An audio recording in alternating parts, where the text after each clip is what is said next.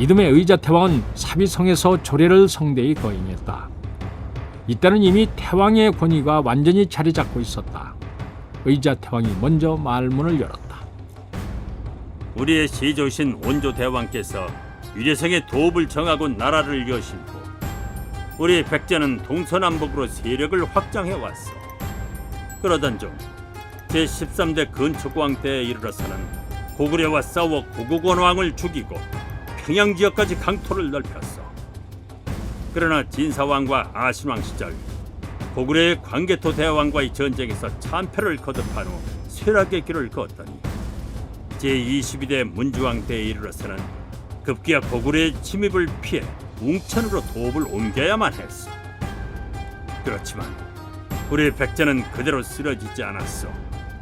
제24대 동성태왕께서 즉위하고 나서 우리는 신라와 동맹을 맺고 고구려의 남침에 맞섰어.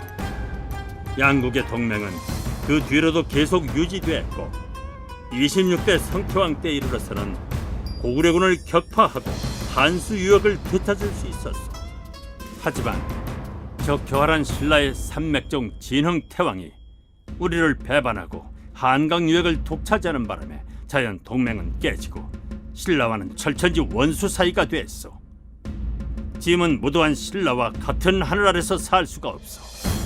그러니 여러 대신들은 신라 공격을 위한 준비에 매진해 주시오. 의자태왕이 결연히 뜻을 밝히자 어느 누구도 감히 이의를 달지 못했다.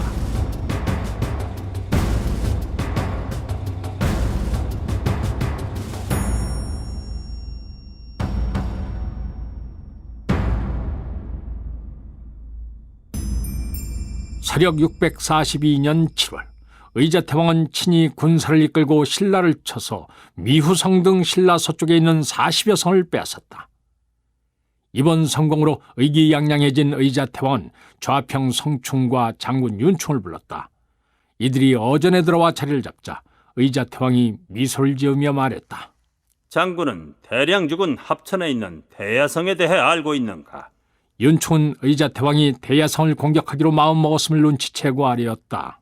대야성은 신라 서변의 요충지로 춘추의 사위 품석이 지키고 있는 것으로 알고 있사옵니다. 대야성에는 신라군이 얼마나 있는가? 병력은 약 3천 정도가 주둔해 있는 것으로 알고 있사옵니다. 의자태왕은 고개를 들려 성충을 바라보며 물었다. 지금 치면 승산이 있을까? 성충이 신중하게 대답했다.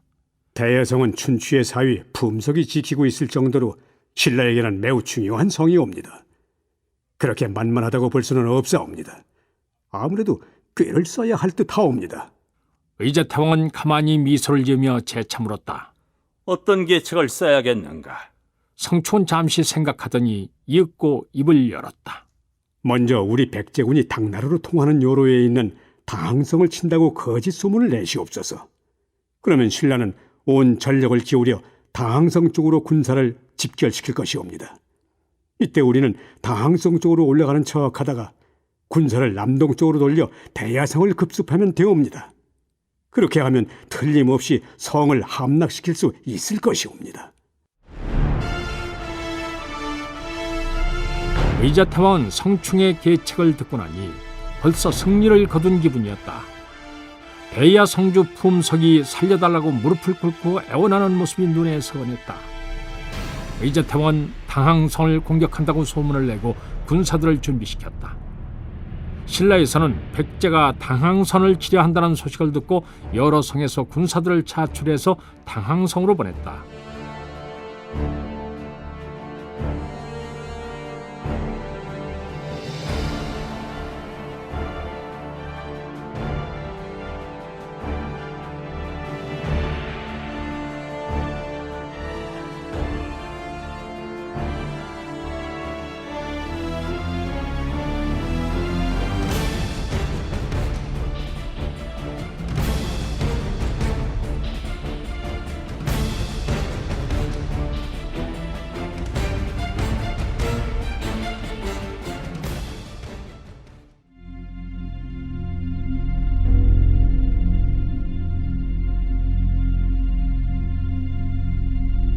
의자태왕은 성충과 함께 1만 5천의 군사들을 사열한 후 윤충에게 대장군의 인을 주어 신라를 공격하게 했다.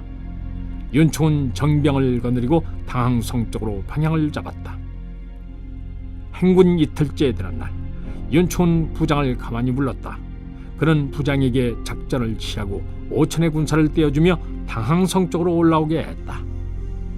그리고 자신은 1만의 정예병을 거느리고 대야성으로 방향을 바꾸어 물밀듯이 쳐들어갔다.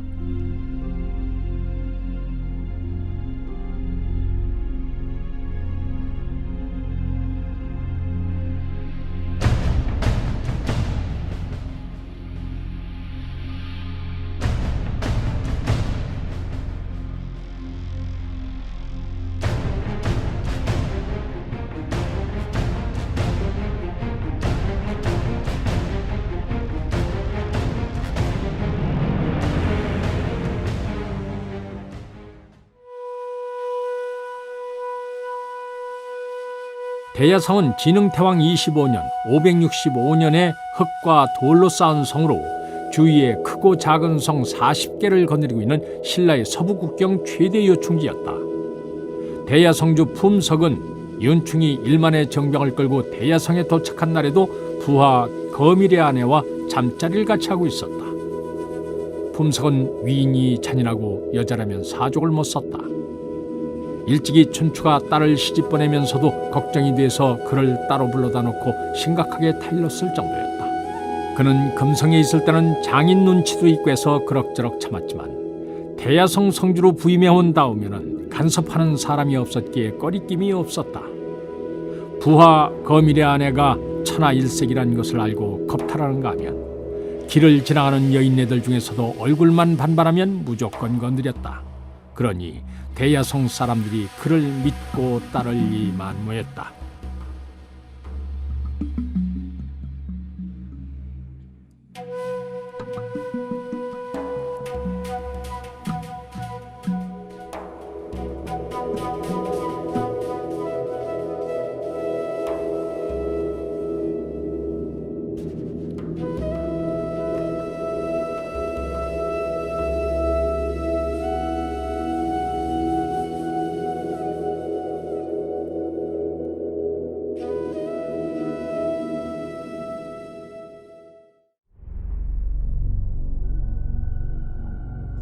품석은 백제군사가 공격해왔다는 보고를 받고 허겁지겁 성벽 위로 올라왔다.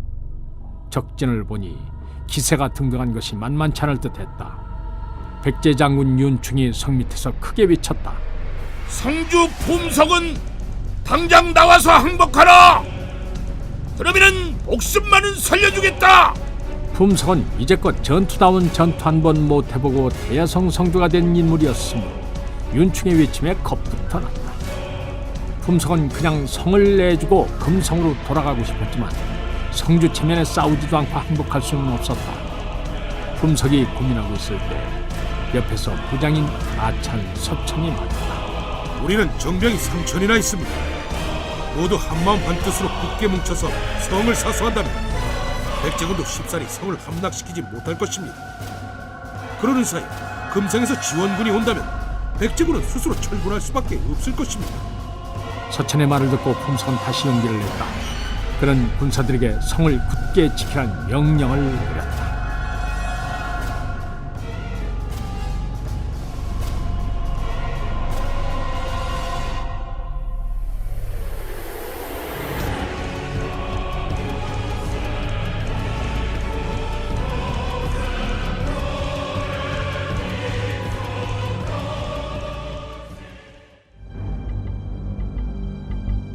일찍이 품석에게 원한을 품고 백제로 도망간 사람들 중에서 모척이라는 자가 있었다. 그는 백제군이 신라를 공격한다는 말을 듣고 지원해서 윤충휘하에 들어와 있었다. 모척은 윤충에게 나아가 말했다. 지금 성 안에 저의 친구인 거밀이라는 자가 있습니다. 그는 아내를 품석에게 빼앗기고 원한이 사무쳤습니다. 제가 내일 몰래 성에 들어가 그를 부추겨 양곡 창고를 불태우게 하겠습니다. 윤충은 기뻐하면서 말했다. 대야성만 함락시키면 공을 그대와 함께 나누겠다.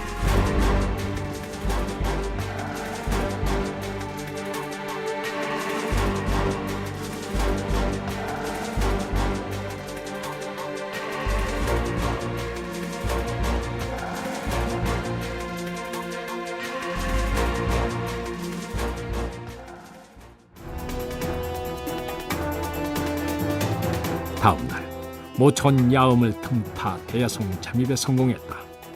모천 대야성에 들어가자마자 거밀을 만나 양곡 창고를 불사르게 했다. 거밀도 어떻게 하면 품석에게 복수할 수 있을까 궁리하던 차에 모척의 제안을 받으니 불감청연정 고소원이었다.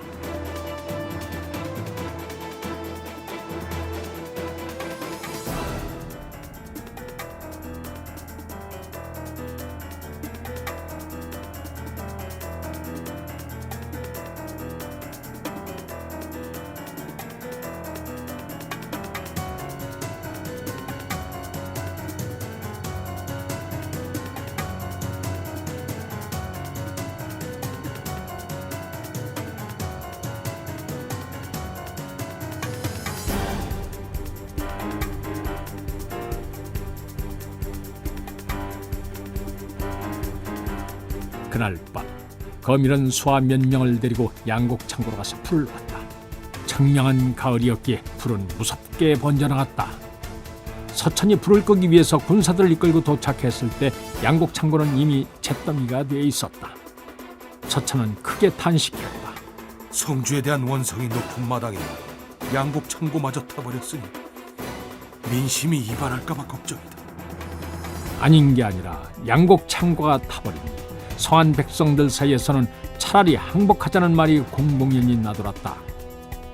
대야성은 가야계의 사람들이 주종을 이루었으므로 가뜩이나 신라를 곱게 보고 있지 않은 데다가 성주 품석의 행실이 나빴기에 내심 백제군을 반기는 사람들도 있었다.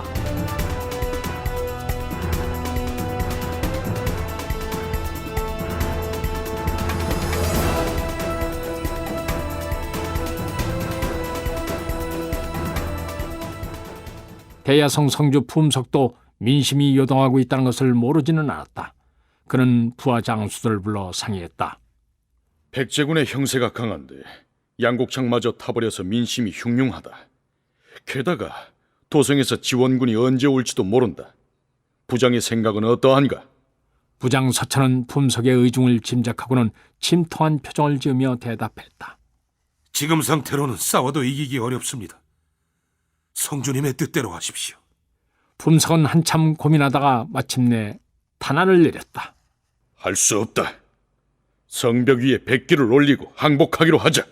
말을 끝내기 무섭게 시립하고 있던 아장 죽죽이 나섰다. 죽죽은 원래 대야성 사람으로 아버지는 찬간볕을 지낸 항렬이었다. 죽죽은 이 무렵 사지로서 성주 품석을 보좌하고 있었다. 아니 됩니다. 백제의 윤충이라는 자는 늑대와 같이 표리부동한 인물입니다. 우리가 항복을 한다 해도 살려주지 않을 것입니다. 차라리 목숨을 걸고 싸우다가 명예롭게 죽는 것이 낫습니다. 품석이 죽죽을 타일렀다. 항복하는 장수를 죽이는 경우가 어디 있느냐. 너무 염려하지 마라. 의미 없이 죽는 것보단 일단 항복해서 목숨을 보존하고 후일을 기약하는 것이 현명하다. 품석이 자리에서 일어나자 죽죽은 그의 앞을 가로막으며 재고를 청했다. 그러나 품석은 그를 제치고 서천과 함께 성문을 열어 백제의 윤충을 맞아들였다.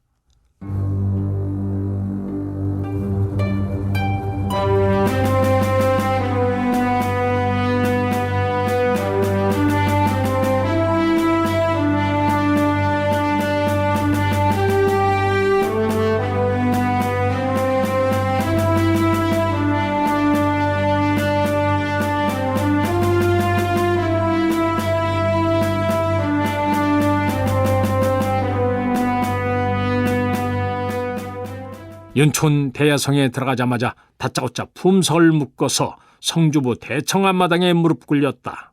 윤촌 품석의 자리에 앉으며 말했다. 네가 대야성의 성주로 부임한 이래 여염집 아녀자들을 겁탈하고 성민들의 제사를 착취했다고 하는데 그것이 사실이냐? 품석은 하늘이 노래졌다. 항복하면 살려주겠다고 하더니 추상 같은 눈초리로 자신의 죄를 추궁하고 있지 않은가. 품석은 놀란 가슴을 가까스로 진정시키고 대답했다. 장군께서 잘못하셨습니다.